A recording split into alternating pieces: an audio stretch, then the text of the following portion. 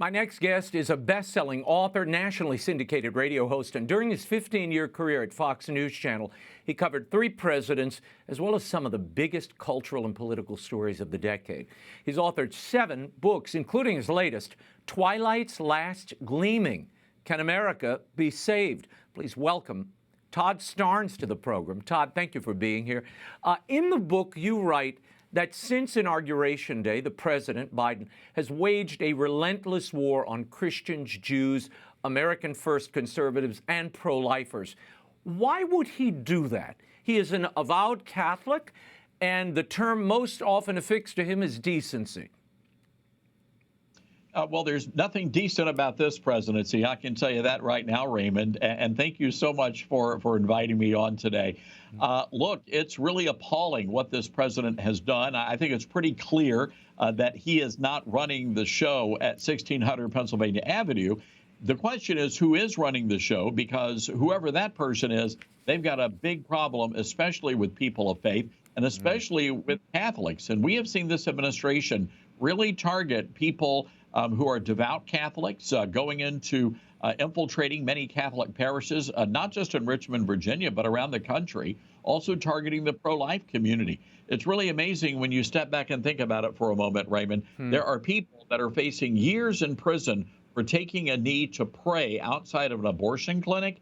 Meanwhile, you've got thousands of pro-Hamas wannabe terrorists that are rampaging American universities, and not a single one of those kids are going to spend any time in jail. In your book, you relate the radicalization of American public classrooms. You've been documenting this for quite some time, Todd.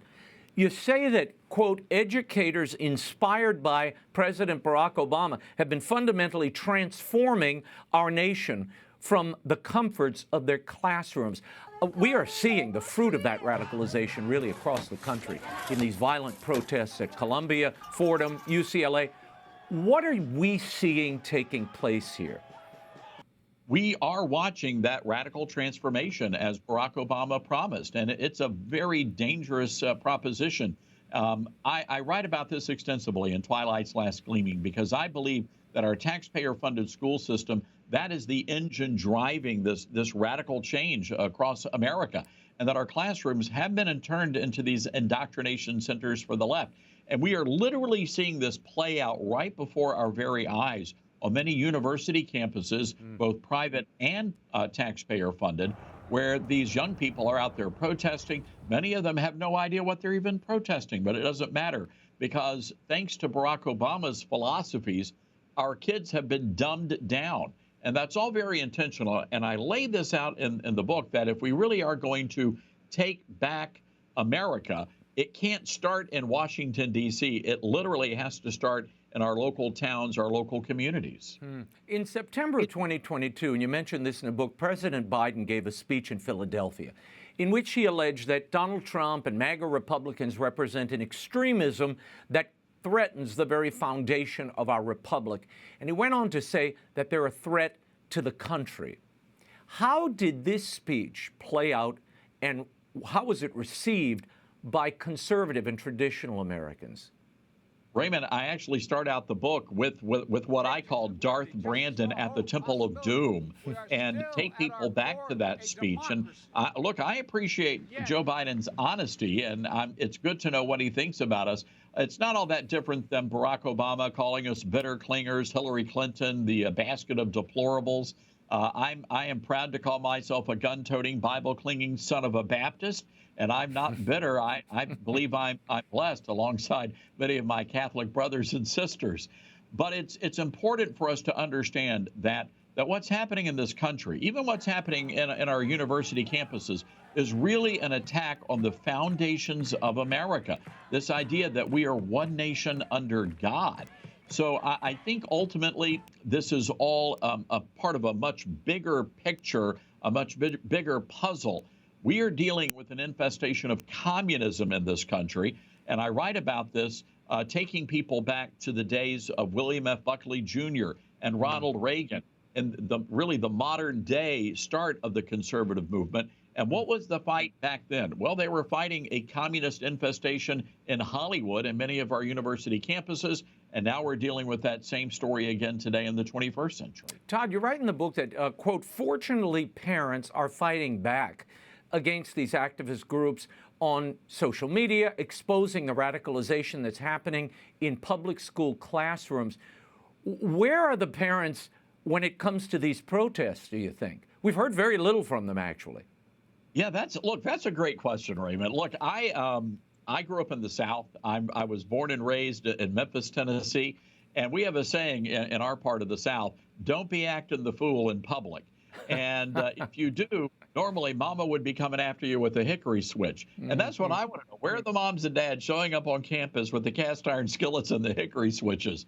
Yeah. And that's a big problem in my estimation. But look, a lot of these kids are super wealthy. They're privileged. They come from, a lot of money and power, and they just really don't care. My book is for the average American citizen, and especially young people. I want them to know about the history of our country, that we are an exceptional country. And the reason why we're an exceptional country is because our founding fathers meant for us to be a nation that was grounded in the Word of God. And I think if we could return to those roots and those values, I think we're going to be able to save America. I just read an article the other day, and it really speaks to all of this. And this article claims in blaring headlines that murder and crime is down across the country, Todd. Now, that is not the case in your city of Memphis. KWAM News Radio reported this week at least 91 people were shot and 25 killed in shootings across Memphis just in April of this year. What do you think is happening in cities like Memphis, New Orleans, and what do you make of the data being hurled around? I mean, I guess it's an election year, so you should expect this. We are controlled here in Memphis by radical Democrats, and it's been generational. At least the past 50, 60 years, we've been controlled by Democrats. Most recently, the city elected a George Soros-styled district attorney, and as quick as the police can arrest the bad guys, they're right back out on the streets. But our challenge here in Memphis is most of the people committing the crimes are, in fact, kids. And the mayor's answer to this, believe it or not, Raymond, is more midnight basketball. Quite frankly, back when I was growing up, nothing good ever happened after midnight, after 10 o'clock. So I think it's time for moms and dads to start behaving like moms and dads and doing their jobs. Ronald Reagan said it like this: American greatness does not start in Washington. It starts around the supper table. And we've got to get back to those traditions in this country. Last week, the Biden administration adjusted Title IX, that federal rule meant to protect women in sports, to include biological males who identify as female. Is this supported by the majority of Americans? And is it good politics, Todd? Forget whether there's a group that Biden is trying to play to. Is it good politics? Yeah, no, not at all. This is insanity. I've got a couple of chapters in the book that deal with this. One's titled "Jack and Jill Went Up the Hill and Came Down Gender Neutral," and the other is a fake Associated Press news story set 10 years in the future, where the first trans-species swimmer was invited to compete against humans in the Ivy League swimming championships, a dolphin who identifies as a human being. And they all seemed shocked when the dolphin obliterated every human swimming record. It's an absurdity, and it's a denial of basic science and biology. But more than that, Raymond, what we are dealing with here and all of these issues facing our nation, they're all spiritual issues at the root. I mean, in essence, this whole transgenderism movement is denying God and saying that God made a mistake. Well, Raymond, I don't know about you, but the God I serve does not make mistakes. Yeah. That this brings up an interesting question. I just read this article. It was the AP, and it's talking about Catholics, in this case, wanting to return to what they called the old ways. So they're going back to Latin Mass and devotionals that were forgotten, and they're dressing again when they go to church, and they're throwing the guitar out of the church. They're going back to Gregorian chant. What do you think is happening? There seems to be this interesting trend, Todd, as we see this escalation in the culture of, atheism and secularism. At the same time, you're seeing this reaction of faithful a counterculture almost rising. You got all these celebrities suddenly announcing that they're being baptized. Russell Brand the other day, Tammy Peterson was received into the Catholic Church. I know a bunch of actors who've converted that haven't, come out and announced it yet. What do you think is happening there?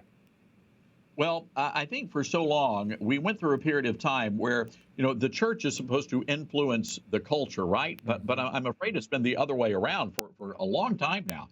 And we are to be salt and light. That's our job as Christians. That's our job as the church, to be salt and light. Unfortunately, a lot of people have been on a sodium-free diet these days. But you're right. Something is changing in the culture right now. And we're seeing this happen, by the way, in real time at the University of North Carolina, Chapel Hill, where the protesters, the mob, raised the Palestinian flag. And what happened? You had a group of fraternity brothers who went out there, and they were protecting Old Glory. The guys were being pelted with rocks and bottles, and they were throwing water on the young men, and yet they stood their ground. And someone just sent me video a little while ago, even at the University of Mississippi, where the protesters showed up, but even more people showed up and started singing, belting out the Star-Spangled Banner to drown out the anti-American rhetoric. So I think you're right. Something is going on here. And I suspect we are on the verge of, dare I say, a patriotic revival here in America. Twilight's last Gleaming.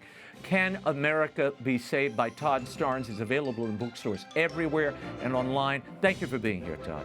Thanks a lot, Raymond.